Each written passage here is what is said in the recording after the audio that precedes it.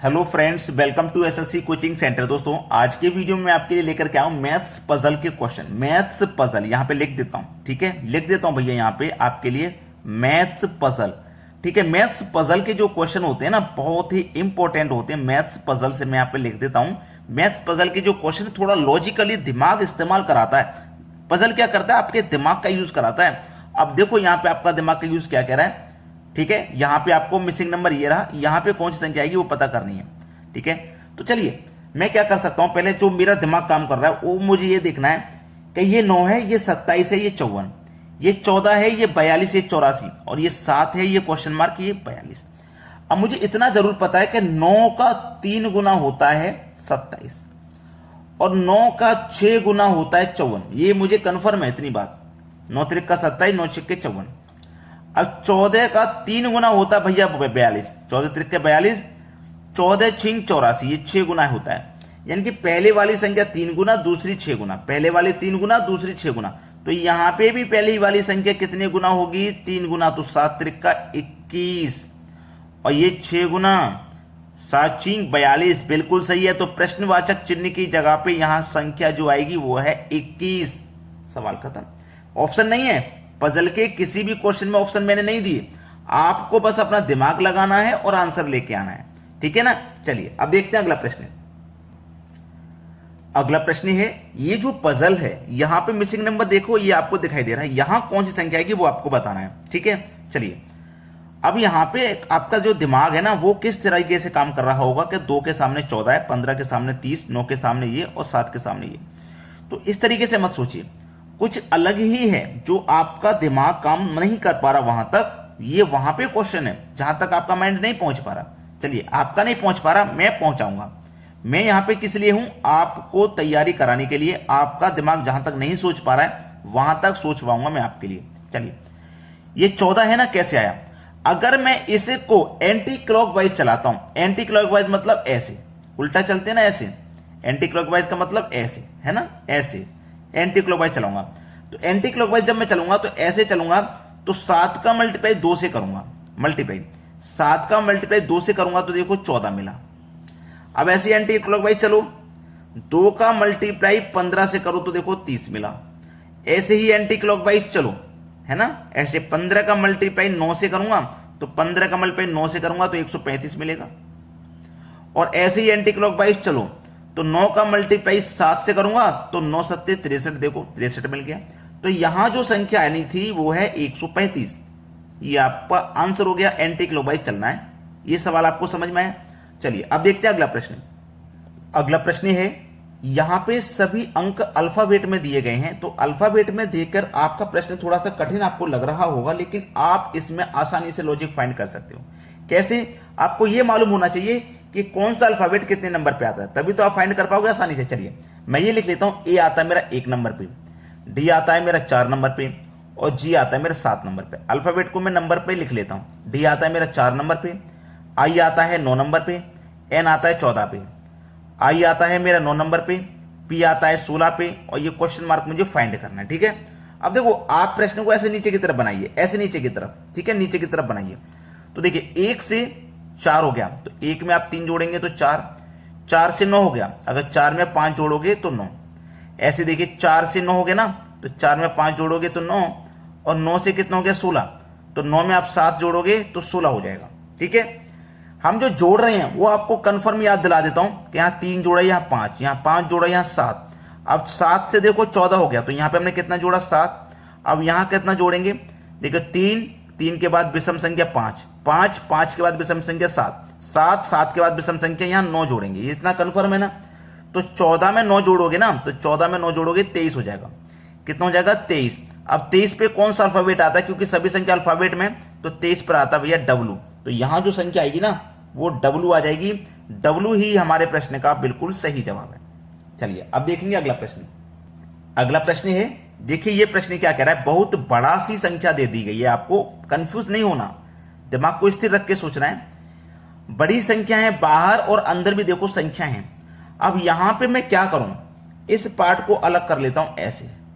ये हमारा पूरा 360 है ना, तो 90 90 में अलग कर लेता हूं। ये 90 मैंने अलग कर लिया, ये वाला 90 वाला पार्ट मैंने अलग कर लिया। पहले इसमें रिलेशन बना लेता हूं। तो इसमें जैसे बनाऊंगा तो 15 और 6 को अगर मैं जोड़ूंगा, 15 6 को मैंने कर लिया प्लस, तो कितना होता है 21, और 21 का जब स्क्वायर करेंगे तो 441 आपको मिल जाएगा, जो कि इसी के अंदर आ रहा है, ये रहा।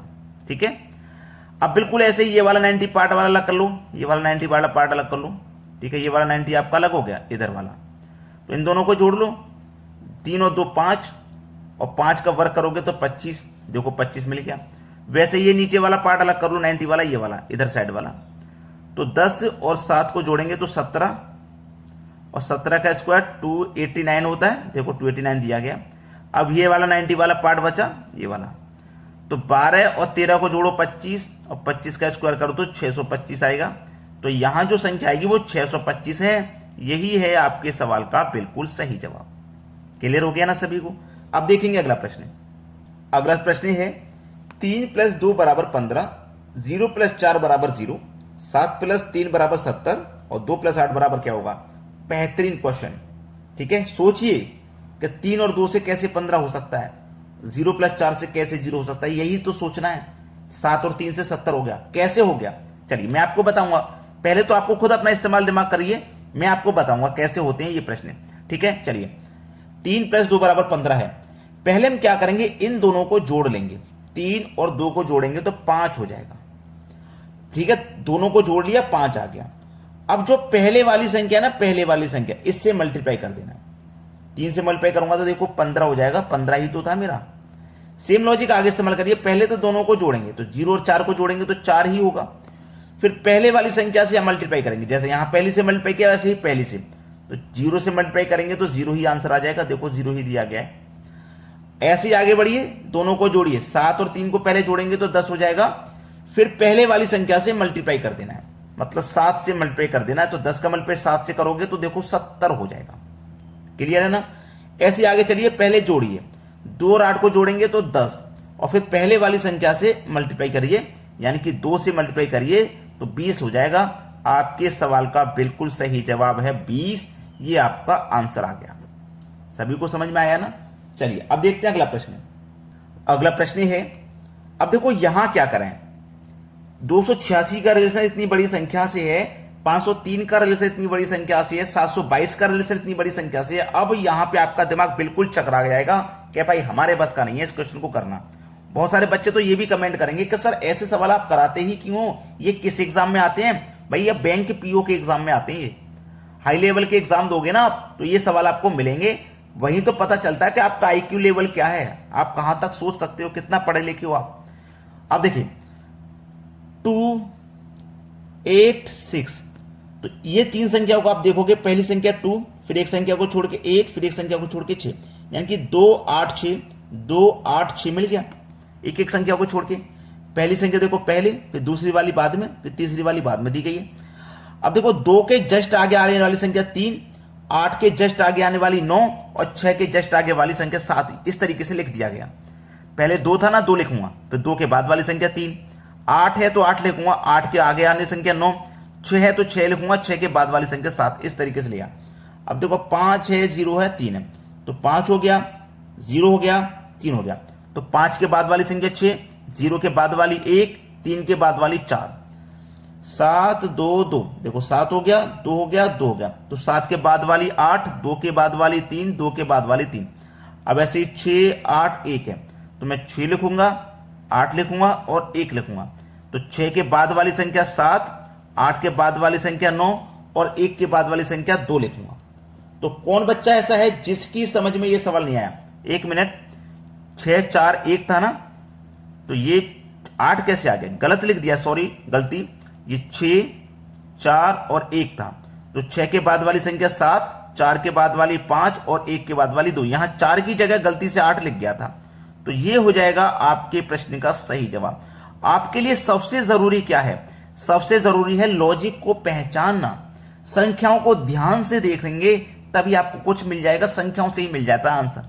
चलिए अब देखते हैं अगला प्रश्न। अगला प्रश्न देखिए क्या कह रहा है, बहुत ही अच्छा पजल है। यहां पे ये मिसिंग नंबर है, यहां क्या आएगा ये बताना है। अब मैं प्रश्न को ऐसे सॉल्व कर लूं, ऐसे, चाहे नीचे की तरफ ऐसे सॉल्व करूं, तो नीचे की तरफ करूंगा तो नीचे वाली संख्या कैसे आई, या फिर ऐसे सॉल्व करूंगा तो 4 9 कैसे आया। चलिए पहले मैं प्रश्न को ऐसे ही सॉल्व करता हूं।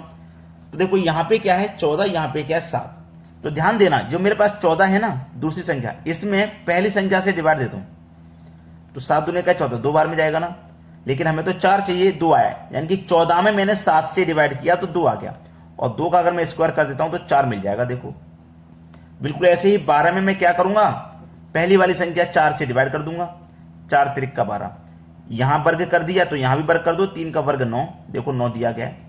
ऐसे अब 24 है तो 24 में क्या करो, पहली संख्या 6 से डिवाइड कर दो, 6 चौके 24, 4 बार में जाएगा तो यहां भी वर्ग कर दो, तो 4 का वर्ग हो जाएगा 16। यहां पे जो आपके प्रश्न का सही जवाब है ना वो 16 है, ये बिल्कुल सही जवाब। चलिए अब देखते हैं अगला प्रश्न। अगला प्रश्न है 16 प्लस 8 बराबर 18, 22 प्लस 4 बराबर 24, 60 प्लस 2 बराबर 62 और 82 प्लस 6 बराबर क्या होगा।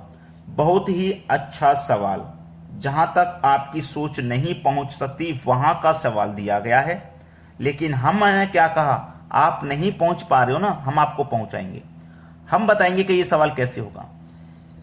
16 प्लस 8 से 18 हुआ तो क्या किया जा रहा वो देखिए, पहली संख्या 1 ले ली, दूसरी से कोई मतलब नहीं है ना, दूसरी से कोई मतलब नहीं, पहली संख्या 1 ले ली, दूसरी से कोई मतलब नहीं, और जो 8 है वो ले लिया। ऐसे देखो पहली संख्या ले ली 2, दूसरी से कोई मतलब नहीं, जो 4 था फिर 4 ले लिया। ऐसे देखो पहली संख्या ले ली 6, दूसरी से कोई मतलब नहीं, फिर जो 2 था वो 2 ले लिया। ऐसे देखो पहली संख्या ले ली 8, दूसरी से कोई मतलब नहीं, 6 है तो 6 ले लिया, मतलब 86। अब बहुत से बच्चे तो हंस रहे होंगे कि ऐसा भी लॉजिक बन सकता है। कुछ बच्चे कहते हैं सर ये क्वेश्चन आप अपने आप बनाते हो, खुद से बनाते हो। नहीं, आप लेवल देखिए पहले प्रश्नों का कहां तक एग्जाम में आता है। अभी आपकी तैयारी पूरी नहीं है, बैंक पीओ लेवल की तैयारी आप कर रहे हो तो ये पजल के क्वेश्चन आपको आने चाहिए। अब मुझे मालूम है आप लाइक नहीं किए हो तो लाइक जरूर कर दीजिए भाई, और शेयर नहीं किया है वीडियो को तो शेयर कर दो। ठीक है दोस्तों, धन्यवाद।